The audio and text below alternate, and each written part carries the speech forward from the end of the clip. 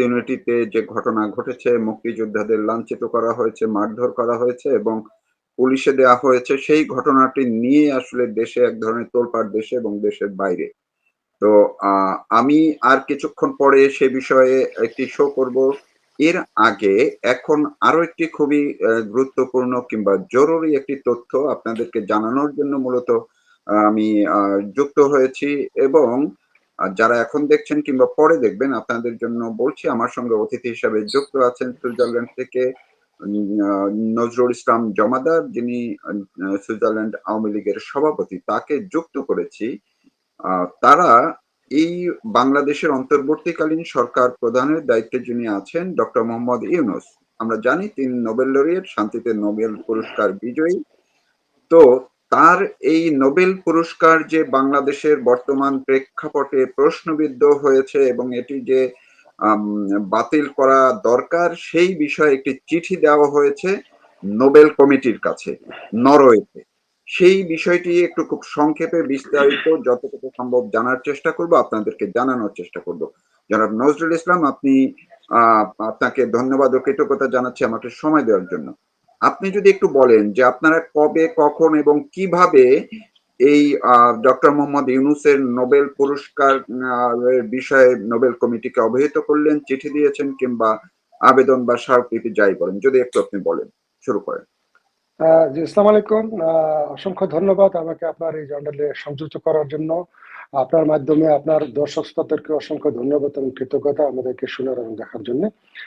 আমরা গত 24শে August অসলোতে Nobel peace সেন্টারের সামনে ইউনিসের যেই অপশাসন, দুঃশাসন, যেই মব সন্ত্রাসের মাধ্যমে বাংলাদেশে যে নৈরাজ্য সৃষ্টি করেছে, শান্তির পুরস্কার প্রাপ্ত নোবেল প্রাপ্ত সেই ইউনূস বাংলাদেশ যে অশান্তি করে যাচ্ছে একের পর এক গত 1 বছর যাবৎ, এই সব ব্যাপারগুলি নিয়েই আমরা পিস কমিটির সামনে তার এই অপকর্ম, তার এই 1 বছরের যে দুঃশাসন এবং খুন, মব সন্ত্রাসের মাধ্যমে যে সামাজিক অবক্ষয়ের অবস্থা বাংলাদেশে নিয়ে আসছে, সবকিছুকে আমরা ওখানে তুলে ধরেছি এই জন্যে যে তার যে একটা ইমেজ ছিল যে শান্তিতে নোবেল পাওয়া, যে তার যে সুনাম, আসলে সে শান্তির জন্য যে নয়, সে শান্তির দূত যে নয়, এইটা সারা বিশ্বকে অবগত করা নোবেল পিস কমিটির সদস্যদের মাধ্যমে,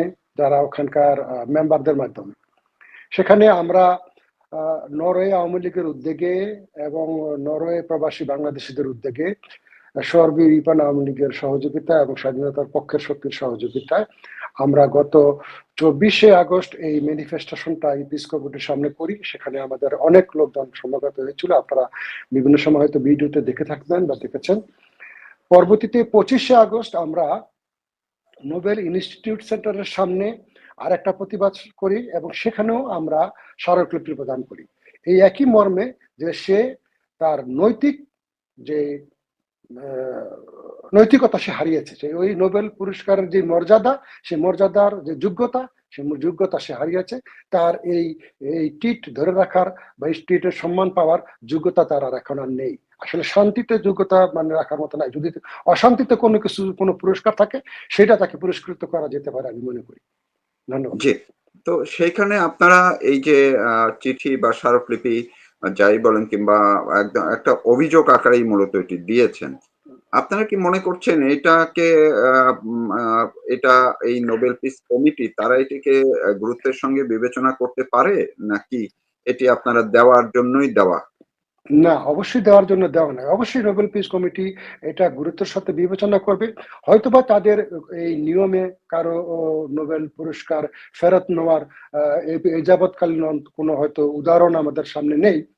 তারপরও হুসে কালকে কি হতে পারে, কি হওয়ার যায়, কি করা যায়, ক্রাইমের যে তার যে অবস্থা, ইউনিসেফ যে ক্রাইমের যে লেভেল, সেই লেভেলের পরিপ্রেক্ষিতে মানে নোবেল পিস কমিটির যে সম্মানিত সদস্যবৃন্দ যারা আছেন, মেম্বার যারা আছেন, তারা হয়তো বৈঠক করবেন অথবা নিজেদের মধ্যে আলোচনা করবেন এবং সেই আলোচনা সারা বিশ্বে ছড়াবে যে ইউনুস গংরা, ইউনুসের যেই অবৈধ সরকার বাংলাদেশের জনগণের উপর, নিরীহ জনগণের উপর, স্বাধীনতার পক্ষের শক্তির উপর, বিশেষ করে আওয়ামী লীগ এবং সংখ্যালঘুদের উপর যেভাবে নির্যাতন, নিপীড়ন, ধর্ষণ, চাঁদাবাজি, মব সন্ত্রাসের মধ্যে যে ত্রাসের রাজত্ব সৃষ্টি করে রাখছে, সেটা সারা বিশ্বকে অবগত করার যে প্রয়াস, সেই প্রয়াসে আমরা মনে করি আমরা কিছুটা হলেও অবদান রাখতে পেরেছি। জি। আপনারা যখন বা নোবেল পিস কমিটির যার কাছে এই চিঠিটি দিয়েছেন বা অভিযোগটি দিয়েছেন, তারা তখন আপনাদেরকে কি বললেন? তারা সেই মুহূর্তে হয়তো তাদের তাৎক্ষণিক কোনো প্রতিক্রিয়া আমাদের কাছে ব্যক্ত করেনি। সেটা তারা রিসিভ করেছে, তারা এটা পর্যালোচনা করে পর্যবেক্ষণ করবে এবং সত্যতা যাচাই করবে। এই কমিটিতে হুট করে কোনো ডিসিশন বা কোনো কথা মন্তব্য তারা করবে না, এটাই স্বাভাবিক। আমরাও মনে করি যে সেটার যাচাই বাছাই, সত্যতা যাচাই করেই যেন তারা তাদের কোনো মন্তব্য থাকলে, কোনো প্রেস ব্রিফিং থাকলে, কোনো নির্দেশনা থাকলে সেটা তারা করবেন এবং নিজেদের মধ্যেও এবং বহির্বিশ্ব তার যে কথাগুলো আমি একটু আগে বললাম, সংবাদ মাধ্যমে বিভিন্ন দেশের জনগণের মানবাধিকার লঙ্ঘনের যে কাজগুলি সে করছে সেগুলি সবার সামনে ফুটে উঠবে। তাতে করে ইউনুস গংরা অন্তত কিছুটা হলো ওই পথ থেকে সরে দাঁড়াবে, এই প্রত্যাশাই আমরা করি। আচ্ছা, জি। আপনি আরেকটা আমি শেষ করব, সেটা হচ্ছে যে আপনি তো সুইজারল্যান্ডে থাকেন। আমরা জানি যে জেনেভায়, সুইজারল্যান্ডের জেনেভা অনেক গুরুত্বপূর্ণ বৈঠক হয় এবং সেটি কন্টিনিউয়াসলি হতেই থাকে এবং সেখানে এই সেপ্টেম্বর মাসে খুব গুরুত্বপূর্ণ প্রোগ্রাম আছে এবং বাংলাদেশের কোনো না কোনো উপদেষ্টা বা আরো কেউ আসবেন। এর আগেও দেখেছি আপনারা বাংলাদেশের এই সরকারের যারা এসেছিলেন তাদের নিয়ে বিভিন্ন কর্মসূচি পালন করেছেন। সামনের সেপ্টেম্বরে যে প্রোগ্রাম হবে সেখানে আপনাদের ভূমিকা কি থাকবে? ধন্যবাদ। খুব ভালো একটা প্রসঙ্গ আপনি উল্লেখ করেছেন। খুবই একটা ইম্পর্টেন্ট সময়। আগামী 8 তারিখ থেকে আপনারা জানেন ৬০তম মানবাধিকার সেশন শুরু হতে যাচ্ছে সেপ্টেম্বরের জেনেভায়। সেখানে আমরা আমরা অবশ্যই ম্যানিফেস্টেশনের জন্য একটা পারমিশনের জন্য নিয়ে রাখছি, আমরা নিয়োগ করব এবং আপনার ভিতরে আমরা সাইট ইভেন্ট করার জন্য পারমিশন চেয়েছি। যদিও এই ইউনিসগং সরকারের দুঃশাসনের এই কর্মকর্তারা সেটাকে প্রতিবন্ধকতা করার জন্য, তাদেরকে বানচাল করার জন্য অনেক অপচেষ্টা চালিয়ে যাচ্ছে, তারপরেও সকল প্রতিকূলতা উপক্রম করেই আমরা আমাদের এই সাইড ইভেন্ট এবং মানবাধিকার লঙ্ঘনের যেই ঘটনাগুলি ঘটছে ইতিমধ্যে আমরা আবার তা তুলে ধরবো এবং ইউনিস সরকারের পতনের দাবিতে সারা বিশ্বকে আবার সোচ্চার হওয়ার জন্য এবং আন্তর্জাতিক মহলকে আমরা তাদের দৃষ্টি আকর্ষণ করার ব্যাপারে আমরা আমাদের সচেষ্ট থাকব এই প্রোগ্রামের মাধ্যমে এবং সেখানে বিভিন্ন দেশ থেকে আমার মানবাধিকার কর্মী, নাম করা প্রবাসী বিদেশি সাংবাদিক এবং মানবাধিকার নেতৃবৃন্দরা তো আমাদের প্যানেল স্পিকার হিসেবে ওখানে উপস্থিত থাকবেন। সেখানে আমি, আমার সাধারণ সম্পাদক সমর খান এবং বিশেষ করে খলিলুর রহমান, যে মানবাধিকার কাজ করে যাচ্ছে, জেনেভায় বসবাস করা খলিলুর রহমান মামুন, সেও যথেষ্ট কাজ করে যাচ্ছে এই এই এই প্রোগ্রামগুলিকে সাফল্য করে মণ্ডিত করে তোলার জন্য।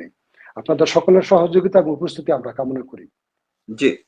আপনি আপনার কথা একটু বোঝা গেল যে হয়তো সরকারের পক্ষ থেকে অর্থাৎ ডক্টর ইউনূস যেহেতু বিশ্বব্যাপী বা দেশে অনেক জায়গায় তার একটা প্রভাব আছে নোবেল লরিয়েট হিসেবে, তিনি হয়তো জেনেভায়ও চেষ্টা করছেন যাতে আপনারা সেখানে সাইড ইভেন্টে অংশ না নিতে পারেন বা না করতে পারেন।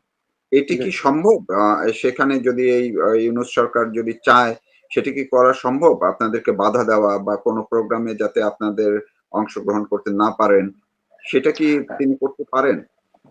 বাস্তবতা আসলে কি জানেন, সত্যিকার অর্থেই আমরা যাদেরকে নিয়ে আমরা সারা বিশ্ব যেখানে মানবাধিকার এবং বিভিন্ন ভায়োলেন্সের ব্যাপারে কথা বলে, সেই মানবাধিকার সংস্থা জাতিসংঘের সেই বলকার যে মানবাধিকারের প্রধান, সেই তো গত আপনারা জানেন যে এই শেখ হাসিনা সরকারকে উৎখাতের অবৈধ প্রচেষ্টায়, ইউনিসদের প্রচেষ্টায় সেটা তারা সেখানে তাদের কি বলবো সংশ্লিষ্টতা ছিল এবং সেটা সে বলকার্তুক নিজে স্বীকারও করেছে।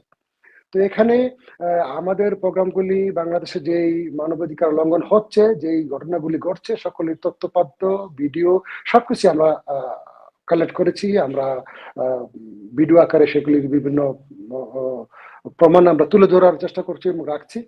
তো সুতরাং সেই জাতীয় কোনো কাজ যদি আমরা করতে না পারি, সে ব্যাপারে যে তারা তৎপর থাকবে এবং চেষ্টা করলে যে সেখানে কিছু প্রতিবন্ধকতা সৃষ্টি করতে পারে, সে ব্যাপারে আমরা কোনো সন্দেহের কোনো কারণ নাই। অবশ্যই তারা সেটা করতে পারে।